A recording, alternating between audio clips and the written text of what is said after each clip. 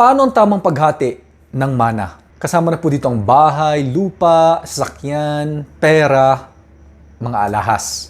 Ipagpalagay na lang po natin na mayroong dalawang mag-asawa. Pangalanan na lang po natin na si nanay at si tatay. Ngayon meron silang properties. At sabihin na lang po natin na ang value ng property nila ay worth 10 million pesos. At dahil conjugal property ito, meron silang tig 50% na hatian. In peso value, that's 5 million pesos. Tig 5 million sila. Ngayon si nanay at si tatay ay nagkaroon ng 4 na anak. Sabihin na lang natin si anak number 1, anak number 2, anak number 3, at anak number 4. Sa kasamaang palad, hindi inaasahan na biglang pumanaw si tatay. Kung kaya naman ang ari-arian ni tatay na nagkakahalagang 5 milyon or yung 50% doon sa total estate ay maipapamana sa 5 tao. At yan ay walang iba kundi sa anak number 1, anak number 2, anak number 3, anak number 4, at ang panghuli ay ang nanay. Ibig sabihin si anak number 4 ay makakatanggap ng 1 million pesos, si anak number 3 makakatanggap din ng 1 million pesos, si anak number 2 makakatanggap din ng 1 million pesos,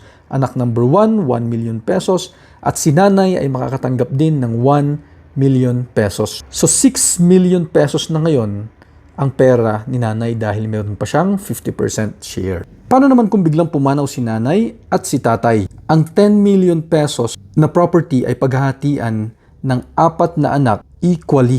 So, di-divide po natin ang 10 million pesos sa 4. Kaya po magiging tig 2.5 million ang bawat isa sa mga naiwan na heir. Paano naman kung namatay ang nanay, patay na rin ang tatay, at namatay ang isang anak? Sa ganitong sitwasyon, hahatiin lang ng 3 natitirang anak ang 10 million pesos. Pero paano naman kung si anak number 2 ay may anak din? Ibig sabihin si anak number 1 makakatanggap ng 2.5 million pesos, anak number 2, 2.5 million pesos, anak number 4, 2.5 million pesos, at ang 3 apo ay paghahatian ang 2.5 million pesos. Guys, sa sunod ko pong video, papakita ko po sa inyo kung paano hatiin ng mana kung walang anak yung mga pumanaw.